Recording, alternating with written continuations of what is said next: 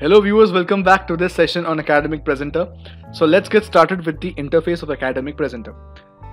On the left hand side you can see there are multiple tools. We'll check what are these tools used for. On the right hand side we can see that there is a properties window. So once we click on an object, the respective properties are displayed over here. We can play around with that object through these property windows. On the top you can see the regular menu bar with file options, edit option, insert options, run and help. If you are having any doubt, you can click on this help tab, click on this tutorial, and you will see there are n number of tutorials on how to get things started. Okay, so let's see what exactly we can do in this Academic Presenter. Click on this insert button and you will see these are the various multimedia objects we can handle. That is rectangles, ellipses, line, text, curves, Bezier curves, images, formulas, video, audio, text to speech, latex, PDF, handwriting. So it's got a huge array of things that can be done with the help of this tool, which is called as Academic Presenter. That's why I called it analogous to a Swiss knife. It's having multiple attachments and we can do n number of activities with this tool. We are going to see majority of these activities in this course on creating e-content, right? So let's focus upon the left hand side section, which is the toolbar. First of all, let me insert a rectangle or any other object. If you click on this object selector, you are simply selecting this object which you have added over here, individual selection. So if I click on it, on the right hand side you can see the various properties of this rectangle. You can play around with these properties. Left it is 278, let's make it 250. So it will begin from 250th position. Similarly, top, width, height and all. You can change the width also. Currently it's 205, let's make it 305. So you saw the width got increased dynamically. For example, if I wish the rectangle not to be filled with a color, I simply need to click on this checkbox and make it unticked. So now you can see the rectangle is transparent with only a border. The border is very faint. Let's make it bold by going to the border width and changing the width from 0.6 to 2. Now you can see the border width has increased. You can change the border color. Let's make it red. Now you can see the border color has changed.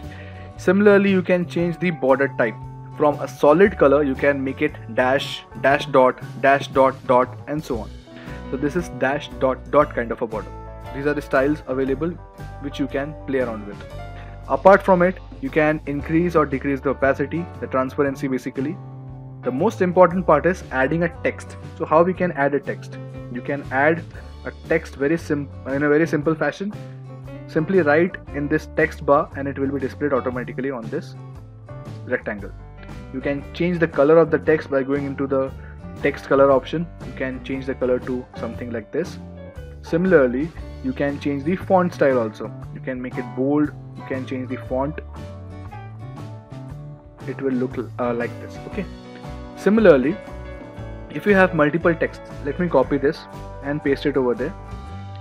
If you want this to be bullet points, you can add it like bullets. Okay. Let me show you.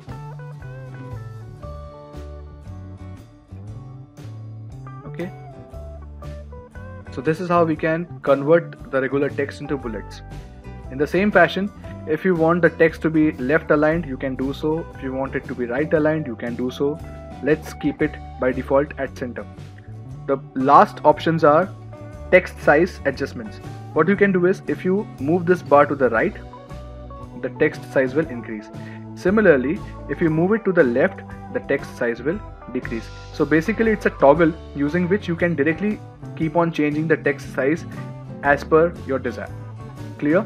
So this is how we can play around with objects in this particular tool, which is called as Academic Presenter. Similarly, you can add ellipses, you can add Bezier curves, you can add lines, you can also add images, audio, video, etc. Let me show you how to add an image.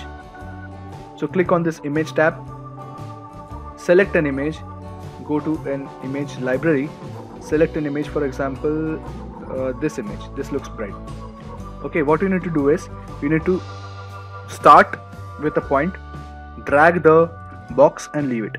So now you can see that the image is visible. If I want to zoom on it, simply click on this object selector tab, drag your screen upwards and zoom it with the scroll button. So now you can see the image is properly aligned. But what if the aspect ratio of the image is not clear? Aspect ratio basically maintains the height to width ratio. So what you can do is you can click on this image with the object selector kept on and then go to edit and click on this reset image aspect ratio. So if there is any deformity in the image, it will automatically align it according to the aspect ratio. You saw there was a very small change in the image, but that's significant. I will show you with another image and show you what exactly is the aspect ratio thing. I will take the same image, okay, for better understanding. Okay, this is how I have placed the image right now. It's clear that the aspect ratio is not maintained. So what can be done is the same process can be repeated. Click on this object selector, click on the image, go to edit, press reset image aspect ratio. And now you see according to the width and height, the aspect ratio is maintained. Irrespective of the size, the aspect ratio can be maintained. And when I zoom on it, the image resolution remains intact. So how to present it? Suppose this is my presentation. I have added these many things on the main screen. How to present it? It's really very simple. What you can do is on this rightmost section, make sure you're in the presentation tab. Click on this add. What it does is whatever is present on this part, the central part of your screen, will be added as a slide on your presentation. Suppose I wish to zoom on this image. So what you can do is you can scroll your mouse, focus on this image and again press add. So what I did just now, I made a transition from the initial slide to this slide, final slide. And suppose I wish to finally go to this particular slide, what I can do is I can again zoom on it and press add. So let me play this presentation for you, these three slides. Okay, for that what you can do is you can simply go to this run and you can run in full screen or in window mode. So let me run this in full screen. When you run this in full screen, this is how it looks. So if you wish to move ahead as per your slide arrangement, what you can do is you can press the right arrow button. I have already pressed it. What exactly happens is when you press the right arrow button, the slides will move according to the sequence you have decided. Similarly, if you remember, I had one more sequence assigned. So if I press the right button once again, it will zoom on this image. Now it's clear how things work in this. If you want to go back, you can simply scroll your mouse. Okay, so what exactly happens is, depending upon the arrangements, depending upon the sequences you have created, the presentation will go according to it. But what if you want to zoom on certain sections? It's very simple. Simply click on it and you can manually zoom on the particular section. Similarly, click on anywhere outside that box, it will zoom out. Similarly, I want to zoom on this image only manually. So I simply need to click on this image and it will be zoomed. So it's really simple. This is how presentations can be created in this tool, which is called as Academic Presenter.